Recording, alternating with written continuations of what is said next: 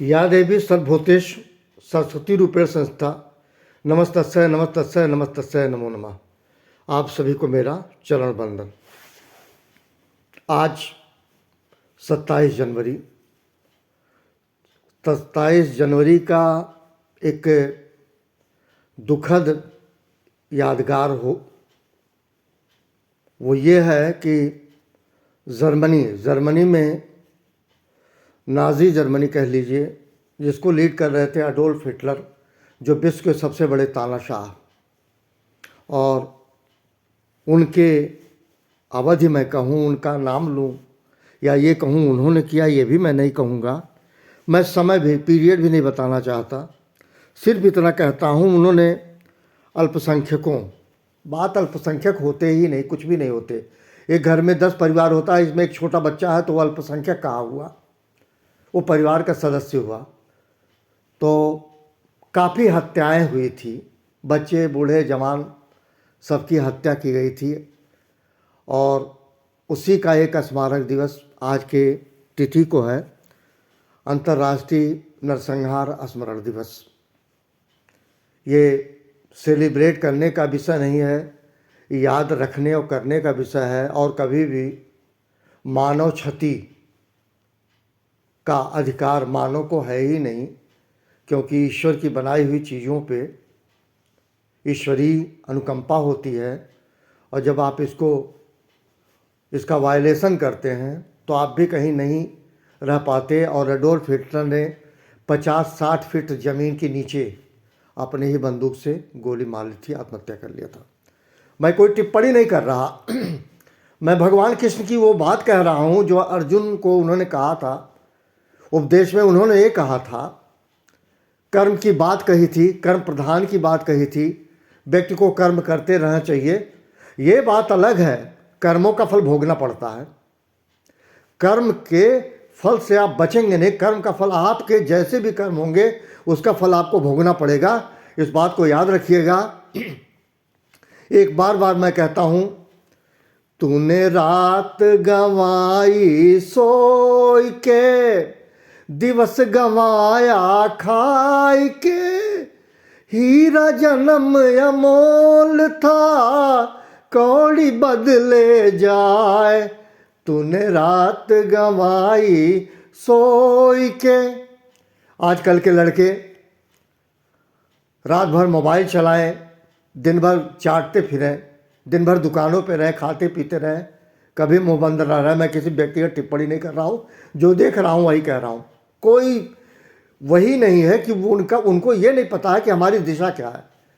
और माँ बाप भी मशगूल हैं मोबाइल में, उन्हें पता ही नहीं है बच्चे को करना क्या है। 60 70 साल के बुजुर्ग, महिला पुरुष, सिर्फ एक काम है, मोबाइल देख रहे हैं, उन्हें खुद नहीं पता उनका लड़का कहाँ जा रहा है। मैं कोई व्यक्तिगत टिप्पणी नहीं कर रहा, पर बात कह रहा हूँ, बात कहनी चाहिए। किताबें खरीद दी गई हैं, किताब के पन्ने नहीं पलटे जाते विद्यार्थियों द्वारा। बेहद अफसोस है, इससे ज़्यादा क्या कहूँ। मैं विद्यार्थियों से मुताल्लिक बात कह रहा हूँ, कक्षा 6, 7, 8 के विद्यार्थियों के लिए। एक्टिव से पैसिव वॉइस मैं ग्रामर में बता रहा था। आज लास्ट उसका सीक्वेंस है, सीरीज है, वो मैं बताने की कोशिश करूँगा सभी को, और कोई त्रुटि होगी क्षमा कीजिएगा। पर एक बात ज़रूर कहूँगा, प्यारे, ये जो ब्राइट फ्यूचर है ना, आपका भी तय है। अगर आपके बच्चे सफल नहीं हुए तो आपको कोई भूखे मरने से बचा नहीं सकता, याद रखिएगा। आपके भी कर्मों को फल आपको भोगना पड़ेगा। एक समय ऐसा आएगा जब लाचार होंगे, असहाय होंगे, तो आपको भी अपने कर्म भोगने हैं, और आपने जो अपने बच्चे के साथ कर्म किया है वो भी आपको भोगना पड़ेगा, याद रखिएगा। इससे ज़्यादा मैं नहीं कुछ कहता। अब मैं आता हूँ सीधे पास्ट। प्रेजेंट के सिनेरियो में मैंने बता दिया था पूरा, अब पास्ट में मैं जा रहा हूँ।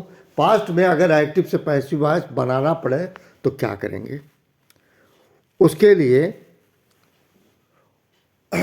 जो पास्ट इंडेफिनिट है, जैसे Ram wrote a letter, Ram wrote a letter, तो क्या होगा, a letter was written by Ram.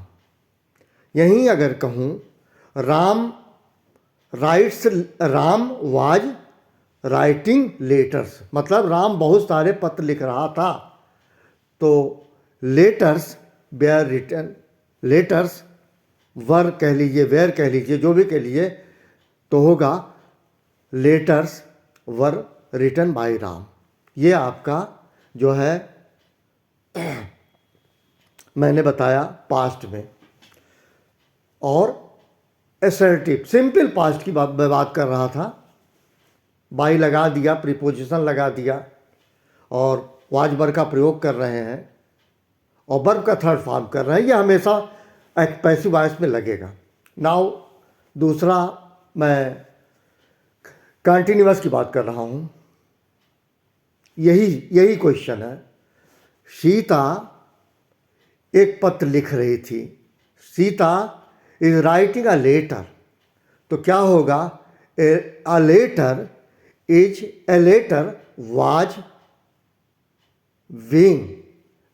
Was being written by Sita. अगर इसी चीज़ का ये हो जाए कि सीता वाज राइटिंग लेटर्स, मतलब सीता बहुत सारे पत्र लिख रही थी, तो क्या होगा? Letters were being written by Sita. ये हो गया। उसके बाद परफेक्ट में, पास्ट परफेक्ट में, Sita had written a letter. इसमें ऑलरेडी परफेक्ट में वर्ब का थर्ड फॉर्म अप्लाई है। केवल एक शब्द है, वो है बीन लगा देना है। और जब सब्जेक्ट से ऑब्जेक्ट में जाएंगे तो उसके पहले बाय लगा देना है, preposition.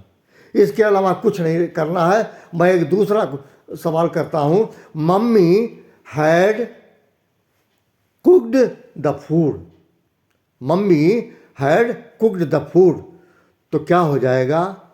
The food had been cooked by mummy. ये हो गया आपका पास्ट परफेक्ट। मैंने इसके पहले प्रेजेंट बताया था, मैंने पास्ट बताया। अब मैं फ्यूचर की सिंपल बात करूं तो उसमें कुछ नहीं होता। जैसे we will eat the food, we will eat the food, तो क्या करेंगे? The food will be eaten by us. इसमें क्या हुआ? जो है विल तो रहा, उसी में वी लगा दिए और जो है वर्ब का थर्ड फॉर्म ले आए। ये हो गया फ्यूचर सिंपल। एक फ्यूचर एक सर्टेन कंडीशंस में होता है, वो गोइंग टू का। अब जैसे Ram is going to organise, उस तरह से होता है। और ये फ्यूचर की बात है। मान लीजिए we are going to organise a party, एक पार्टी करने जा रहा है, करेगा, कभी करेगा, फ्यूचर की बात कर रहे हैं। तो a party is going to be organised by us, ये है। और एक है मॉडल वर्ब होता है। मॉडल वर्ब भी जानना चाहिए। जैसे Dinesh can solve the problem, Dinesh समस्या हल कर सकता है, ठीक है। ये the problem can be solve by Dinesh. This is all about active and passive voice. Again wish you very happy day to all of you.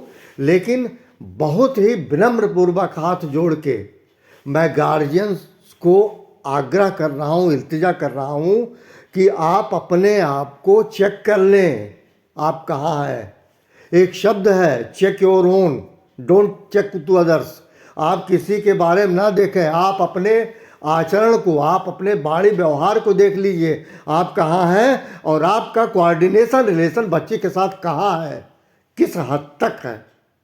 मैं सिर्फ यही कहूँगा, इससे ज़्यादा कुछ नहीं कहूँगा। और उन माता पिताओं को मैं रिक्वेस्ट करूँगा, अगर वो पढ़े लिखे हैं तो कम से कम बच्चों को बिल्कुल गाइड करें, भले उनको मोबाइल देखने का मौका मिले अथवा ना मिले। Thank you very much.